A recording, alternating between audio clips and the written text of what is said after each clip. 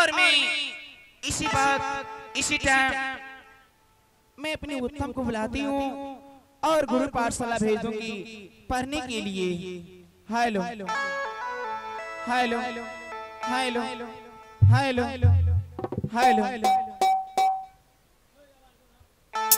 Hello फूल तुम्हें भी चाहे खत में, फूल ही मेरा दिल है।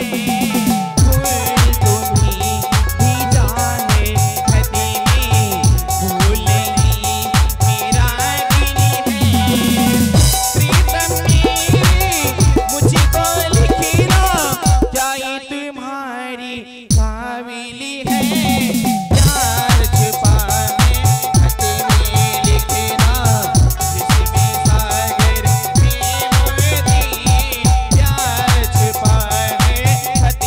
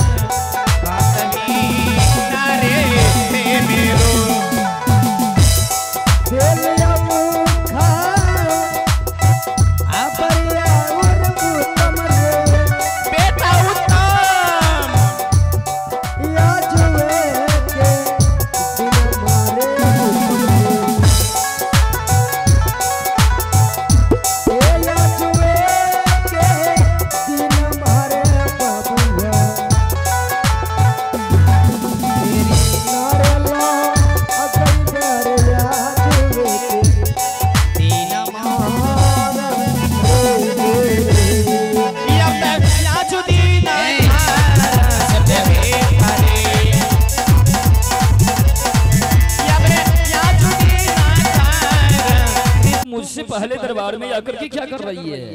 मैं तो यही सोच रही थी स्वामी जी कि मेरा उत्तम बेटा पढ़ने लिखने का लायक हो गया है। ये बात तो सत्य है महारानी। उनको मैं बुला करके गुरु पाठशाला में नाम लिखा दूंगी। महारानी जी स्वामी, मैं भी इसी बात को सोच रहा था कि बेटा उत्तम अब समझदार हो गया, होशियार हो गया। हाँ स्वामी, अब उत्तम कुमार को गुरु पाठशाला जाकर के पढ़ाई करना चाहिए। क्यों नहीं महारानी? हाँ स्वामी, ऐसा करो, ना जाने मैं भी उत्तम कुमार से नहीं मिला हूं, आज मैं भी अपने पुत्र से मिलूंगा। ठीक है स्वामी, और उसे समझाऊंगा गुरु पाठशाला जाने के लिए। अति सुंदर की बात है। हेलो जी, आरे देरी ना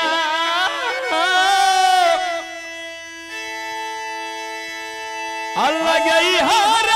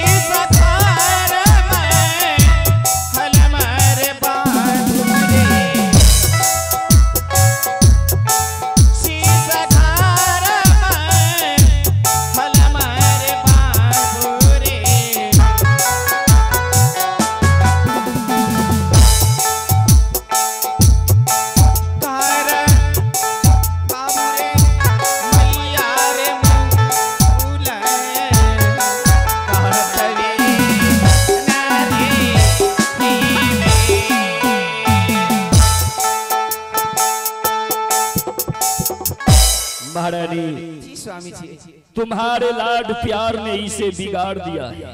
क्यों? किसे? किसे? उत्तम को। हाँ वो तो है, इसीलिए ऐसा हो रहा है। सोचती समझती नहीं है तू। पता उत्तम कुमार अभी कहाँ है? पता नहीं स्वामी जी, ना जाने कहाँ उत्तम कुमार गायब। अरे बिजली महामंत्री, जाकर के ये घंटा हवा लगाओ, सीन में जो हो जाए अंदर में जाना छोड़ता नहीं। मैं भी जाऊंगा सबसे पहले शिकार खेलने के लिए, और शिकार खेल करके आऊंगा, उसके बाद मैं पढ़ने के लिए जाऊंगा। वहाँ अरे पागल है तुम क्या?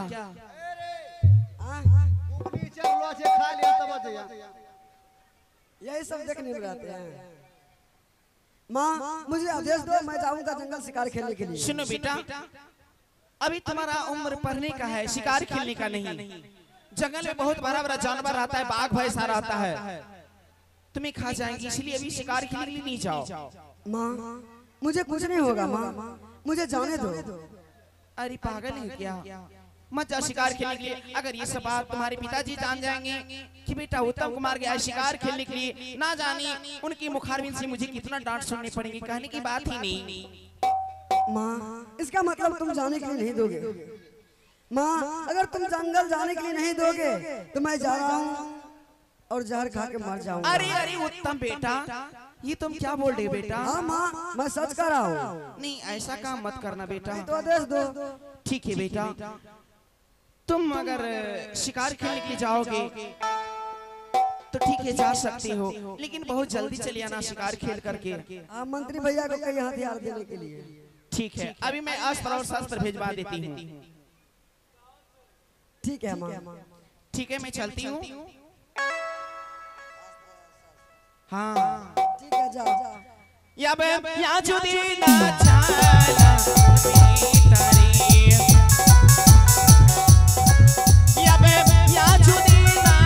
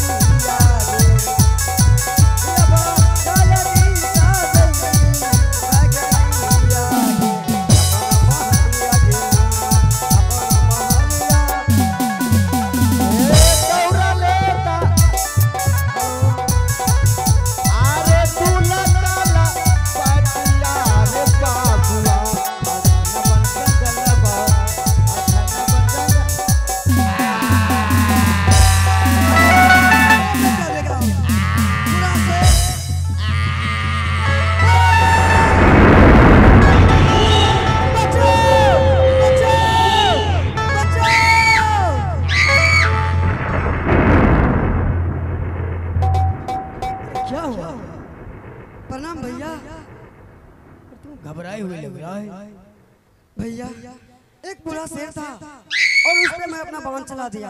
मेरा और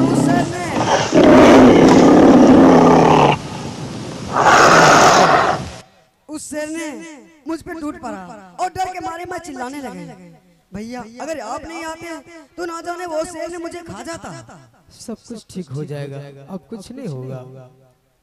इस जंगल में जितने भी जंगली जानवर है, अन्य लोगों के लिए जानवर है, पर्सनल मेरे लिए तो भगवान है। मुझे जंगली जानवरों से इतना प्रेम है, ध्रुव को देखते ही न जाने मेरा सम्मान करने लगता है। और मैं बड़े आदर से जंगली जानवरों को नित्य प्रतिदिन भजन सुनाता हूँ। मेरे सामने किसी को कभी वार नहीं कर सकता है। अब तुम्हें कुछ नहीं होगा। पहले ये बताओ, इस जंगल में क्या करने के लिए आए थे? भैया इस जंगल में मैं शिकार खेलने के लिए आया था। शिकार खेलने के लिए? हाँ भैया। शायद तुम्हें जंगल के बारे में मालूम नहीं है। इस जंगल में बड़े बड़े राजा महाराजा वीर योद्धा शिकार खेलने के लिए आते हैं। उनके आने का निशान तो होते हैं परंतु जाने का नहीं, क्योंकि जंगली जानवर खुद उसे शिकार बनाकर खा जाता है, जिंदा लौटकर वापस नहीं जाता। अगर मैं नहीं रहता तो जंगली जानवर तुम्हें खा जाता। हाँ भैया आप सही कहते हैं। तुम्हारा नाम क्या है? मेरा नाम उत्तम कुमार है। बहुत सुंदर नाम है। तुम्हारा घर कहाँ पड़ता है? मेरा घर उत्तमपुर शहर पड़ता है। तुम्हारे पिताश्री का नाम? और मेरे पिताश्री का नाम राजा उत्तमपाद सिंह है। इतने बड़े महान राजा महाराजा के पुत्र होकर जंगल में शिकार खेलने के लिए, ये उम्र तो पढ़ाई लिखाई करने का है। अभी आपको पढ़ने लिखने के लिए गुरु पाठशाला जाना चाहिए। लगता है माता पिता से हट करके जंगल आए हो क्या? हाँ भैया। देखो, जो माता पिता के वचन को ठुकराते हैं वो पुत्र नहीं कपूत कहा जाता है। जो माता पिता के दिए हुए वचन को पालन करते हैं वो कपूत नहीं, वो सपूत कहा जाता है। इसलिए माता पिता की कभी भी वचन को उल्लंघन नहीं करना चाहिए। कोई बात नहीं, मैंने तुम्हारा प्राण बचाए। उत्तम कुमार। हाँ भैया। ये दाहिने साइड का रास्ता शहर को गया है और ये बाएं साइड का रास्ता जंगल को गया है। इसी रास्ते से उत्तमपुर शहर चले जाओ, इसी में तुम्हारा भलाई है। और मैं जंगल को चलता हूँ। रुक जाइए भैया। क्या हुआ? भैया मैं यही सोच रहा हूँ कि आप मेरे प्राणों का रक्षा किए हैं और मैं सोचता हूँ क्यों नहीं आपसे मैं दोस्ती लगा लूं। ये कितना अच्छा रहेगा। ठीक है।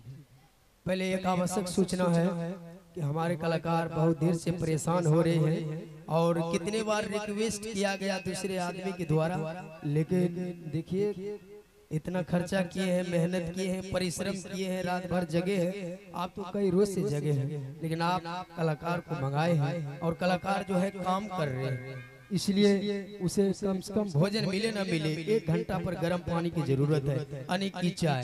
ये चीज बोलने का नहीं है, लेकिन हद से ज्यादा होता है तो बोलना पड़ता है। ओ तोरी वाली।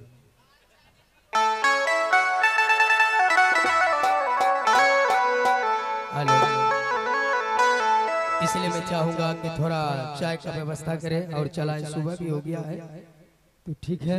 गिरपति महोदय इतना ही निवेदन है कि थोड़ा इतना कष्ट किए तो और थोड़ा सा कष्ट कीजिए। एक तो ग्रिल रूम में पंखा का भी व्यवस्था नहीं है, पीछे में केला का खेत है, बहुत ठंडा आ रहा। ये बबलू बाबू ललका ने भेजे वे गोसाई के आवरी उजर के भेजा थी। उत्तम कुमार। हाँ भैया। मेरे साथ दोस्ती क्या लगाओगे? मेरे जैसे भिखारी से दोस्ती लगाओगे तो तुम्हारे गांव का लोग हंसेगा, कहेगा उत्तम कुमार राजकुमार है, पागल हो गया है। दोस्ती भी किया तो भिखारी से, उसको इतना आदमी नहीं दिखाई दे रहा है।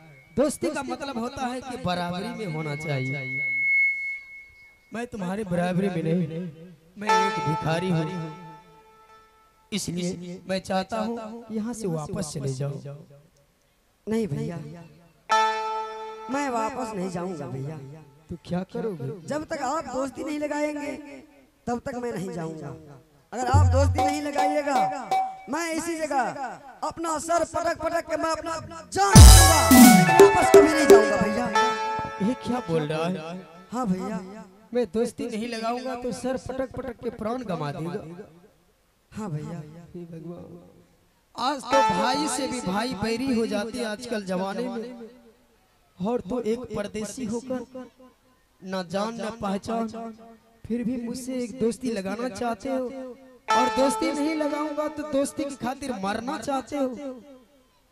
ठीक है, मैं दोस्ती लगा लूंगा, पर मैं कोई भी काम करता हूँ मैं अपनी माँ से पूछकर, कहीं माता श्री ने आज्ञा दे दिया तो मैं दोस्ती लगाऊंगा। क्या मेरी माँ के पास चलोगे? हाँ भैया, जरूर जाऊंगा। ठीक है, चलते हैं माँ के पास। इस बात की फैसला केवल माँ ही कर सकती है। ठीक है भैया, चलिए। दुनिया बनाने वाले क्या तेरे मन में समाए, काहे को दुनिया बनाए, काहे को दुनिया बनाए। दुनिया बनाने वाले क्या तेरे मन में समाए, काहे को दुनिया बनाए।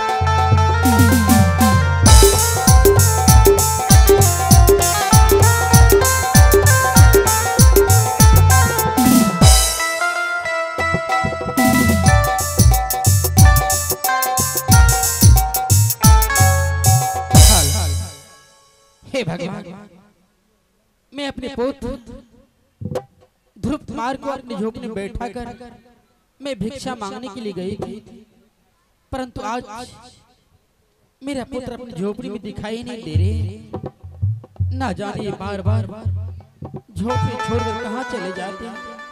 मैं कितनी समझा, कितना बार समझाऊं, झोपड़ी छोड़कर तुम कहीं नहीं जाओ, ये मेरा बात मानती नहीं है। हल अरे माँ, मैं आ गया माँ। अरे बेटा, प्रणाम माँ। जीते रहो मेरे लाल। प्रणाम माँ। खुश रहो। अरे बेटा ध्रुव, क्या हुआ माँ? ये हमें क्या देख रहे हो? तुम्हारे साथ ये लड़का कौन है? क्या इसे नहीं पहचानती हो? नहीं, इस बच्चे को मैं नहीं पहचानती। कहाँ का है? जंगल में शिकार खेलने के लिए आया था, और जंगली जानवर ने इसे देखते ही वार करने का कोशिश किया चारों तरफ से। जंगली जानवरों की आहट सुनकर ये घबरा रहे थे, बचाओ बचाओ। अगर समय पर मैं नहीं आता जंगली जानवर इसे नोच नोच के खा जाता। ये तो तूने बहुत सुंदर काम किया मेरे लाल। मैंने इस राजकुमार को जंगली जानवरों से प्राण बचाया हूँ, और अब मैं अपने घर तक लाया। बेटा, मैं इस बच्चे से पता पूछने के चाहते हैं, कहाँ घर है, क्या नाम है? बालक, हाँ माँ। देखने में तुम कितना सुंदर हो, भोला भाला, परंतु तुम्हारा नाम क्या है? माँ, मेरा नाम उत्तम कुमार है। क्या तुम्हारा नाम उत्तम कुमार है? हाँ माँ। हे भगवान, नाम उत्तम कुमार है, विचार भी बहुत उत्तम विचार का है। और तुम्हारा घर का है बालक? मेरा घर उत्तमपुर शहर है माँ। क्या? हाँ माँ। उत्तमपुर शहर। तुम्हारे पिताश्री का क्या नाम है पुत्र? माँ, मेरे पिताश्री के नाम राजा उत्तमपाद सिंह है माँ। क्या? हाँ माँ। तुम एक महाराज का पुत्र हो? हाँ। हे भगवान, इस उम्र में तुम्हें गुरु पाठशाला पढ़ाई करने के लिए जाना चाहिए, जंगल नहीं आना चाहिए तुम्हें। जंगल क्या करने के लिए आए थे? माँ, इस जंगल में मैं शिकार खेलने के लिए आया था। और शिकार खेलने के लिए? हाँ माँ। अगर मेरा पुत्र ध्रुव इस जंगल में नहीं होते तो तुम्हारा जान नहीं बचता। हाँ माँ। अब अपना तुम घर चले जाओ बेटा। नहीं माँ, मैं यहाँ दोस्ती लगाने के लिए आया हूँ माँ। क्या इन भैया ने दोस्ती? मेरे प्राणों का रक्षा किया है और मैं सोचता हूँ क्यों ना इससे दोस्ती लगा लूं। नहीं बेटा, ये तुम क्या कह रहे हो? मैं एक भिखार भीख भूख कर मांग कर लाती हूँ, तुम्हें दोनों माँ बेटे भोजन करते हैं। तुम एक महाराज का पुत्र होकर एक गरीब बच्चे से तुम दोस्ती लगाने के लिए चाहते हो? नहीं, यह दोस्ती मेरे पुत्र के साथ नहीं चलेगा। जाओ किसी शहर, किसी नगर बस्ती में बराबरी में दोस्ती करो बालक। माँ, दोस्ती में अमीरी और गरीबी नहीं देखा जाता है माँ। दोस्ती करने के लिए एक दिल चाहिए, एक प्यार चाहिए माँ। कृष्ण सुदामा कैसे दोस्ती किया था, वैसे ही हम दोनों भाई को दोस्ती करा दो। क्या उसी तरह तुम दोस्ती कृष्ण और सुदामा की तरह निभाओगे? हाँ माँ। हे भगवान,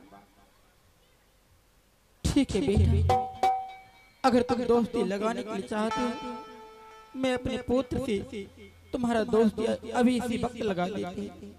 ठीक है माँ। बेटा ध्रुव, इस बच्चे का कहना है अगर दोस्ती नहीं लगाऊंगा माँ, तो मैं इस जंगल से मैं जिंदा आपस उत्तमपुर शहर नहीं जाऊंगा। अगर इस बच्चे को कुछ हो जाएगा पुत्र, ये प्राचीन दोनों माँ बेटे के ऊपर लग जाएगा। क्या करोगी माँ? इस बच्चे से मैं तुम्हें आदेश दे रहा हूँ बेटा, तुम दोस्ती लगा लो मेरे लाल। अगर तुम्हारी यही इच्छा, जिसमें तुम्हारी खुशी हो, उसमें मेरा भी खुशी है।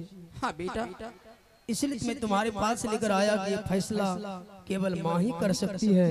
ये फैसला अकेले मैं कैसे कर सकता हूँ?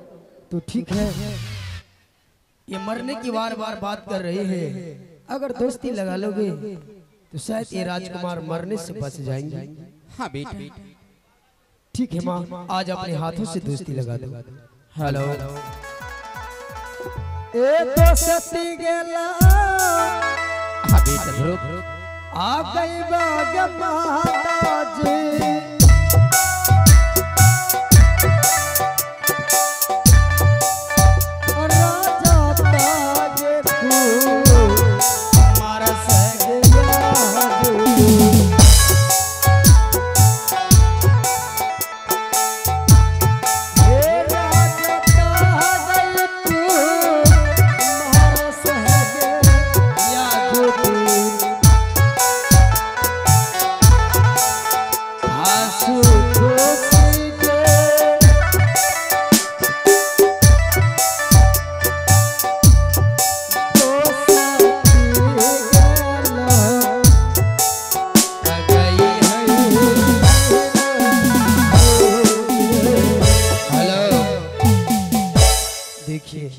एक तरफ अमीरी है तो एक तरफ गरीबी। मेरी माँ के हृदय में मैल नहीं है, नहीं तो इस राजकुमार के हृदय में इस संसार में ये नहीं समझते कौन अमीर कौन गरीब, कौन सुखी कौन दुखी।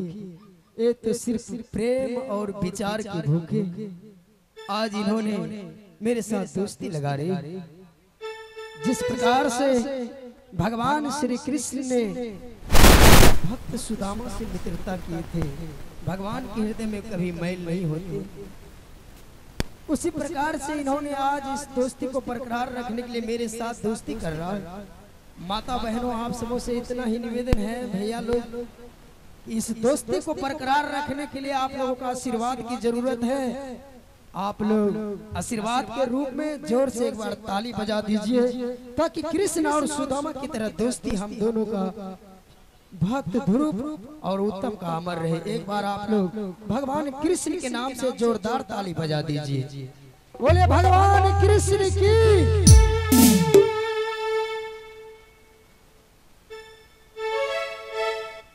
प्रणाम माता श्री। आज तूने बहुत बड़ा उपकार किया, उत्तम कुमार से दोस्ती लगाकर अब कभी मरने की बात नहीं करेंगे, परंतु ये ना जाने शिकार खेलने के लिए कब आए हैं। हाँ बेटा, हमारे मित्र जी के माता पिता इनकी राह देखते होंगे। हाँ क्यों नहीं, इन्हें मान सम्मान आज्ञा दिया जाए, यहाँ से उत्तमपुर शहर वापस चले जाए। मित्र जी, अब तो हमारे मित्र जी हो गए। हाँ मित्र जी, दोस्ती के लिए आप मरना चाहते तो अब तो कभी मरने की बात नहीं करेंगे। अब कभी नहीं करेंगे। अब तो दोस्ती लग गया हमारे से, आपसे वो रिश्ता हो गया जो कभी टूट नहीं सकता, क्योंकि दोस्ती का रिश्ता वो रिश्ता होता है, हर रिश्ता से महान होता है। इसे निभाना हम दोनों का कर्तव्य होगा। ठीक है, माँ से आज्ञा लेकर जाने का प्रयास करें। बेटा, अब तुम्हें तुम्हारा दोस्ती लगा लिया, अब तुम यहाँ से अपना घर अन्य उत्तमपुर शहर चले जाओ। तुम्हारे माँ और पिता इंतजार करते होंगे। माँ, मैं सोच रहा हूँ कि मैं तो दोस्ती लगा लिया, हाँ पुत्र, और माँ के हाथ से भोजन भी कर लिया, और मैं सोचता हूँ क्यों ना अपने मित्र जी को अपने माँ और पिताजी से मुलाकात करवाऊँ, और मेरा महल भी देख लेगा कैसा है। नहीं बेटा, इस जंगल में सिर्फ दो माँ बेटे रहते हैं। अगर मैं अपने पुत्र को उत्तमपुर शहर जाने का आदेश तुम्हारे साथ देती हूँ, इस जंगल में मैं अकेली पड़ जाऊंगी। मैं इस जंगल में अकेली कैसे रहूंगी? इसीलिए मैं अपने पुत्र को आदेश तुम्हारे साथ नहीं दे सकती हूँ। अरे माँ, जाने दो ना माँ, मैं माँ और पिताजी से मुलाकात करवा के बहुत जल्द भेज दूंगा माँ। हे भगवान, ठीक है बेटा, अगर तुम जिद कर रहे हो, मैं अपने पुत्र को आदेश दे रही हूँ, तुम्हारे घर जाएगा और तुम्हारे माता पिता से मिलजुल कर पुनः मेरे पुत्र को विदाई कर देना। हाँ माँ, मैं बहुत जल्द भेज दूंगा माँ। बेटा ध्रुव,